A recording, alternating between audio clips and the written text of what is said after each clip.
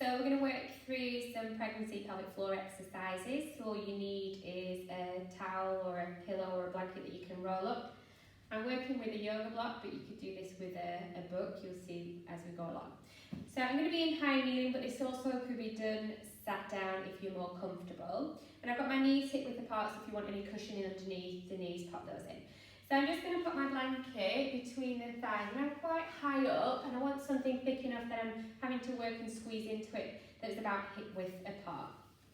So first of all, just think about opening up through the hips and softening through the ribs, so we're nice and stacked and open through the body.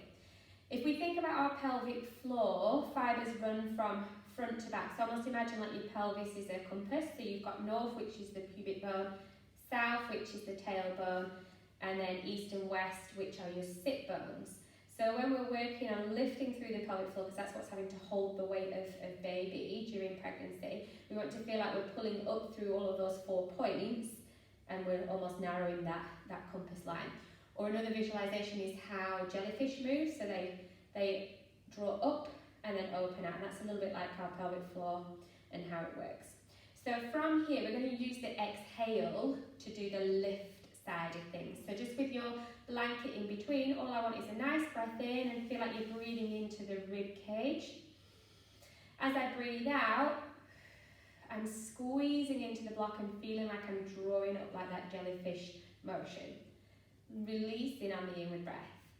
Exhale, squeeze, feel those 4 points coming together. It might squeeze a little bit into your bum cheeks, but we don't want it all in there. So we're going to repeat that 4 or 5 times in your own time, so feel free to press pause as you repeat. To take that up a level, this is where you'll need a block or a book, something that you can press into that's quite firm. So all I'm going to do here is holding the block in line with my chest. And this time I'm going to squeeze into the pillow and into the block. So I take a breath in, and as I breathe out, and in. And notice I'm breathing out through my mouth. I've just gently got my lips slightly apart. This is called a golden thread breath in yoga.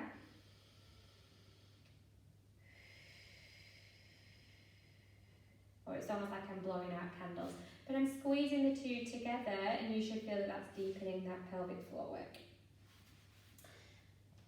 We're going to take this into a little bit of hip thrust work now to try and get a bit more motion through the hips and thighs, but I want you to still think about that squeezing motion. So I'm just going to turn side on so you can see a little bit more of what I'm doing. This time I'm going to sit back into the hips, and then I'm squeezing the towel as I push forwards. So I've got a breath in, breath out, squeezing and opening up the hips.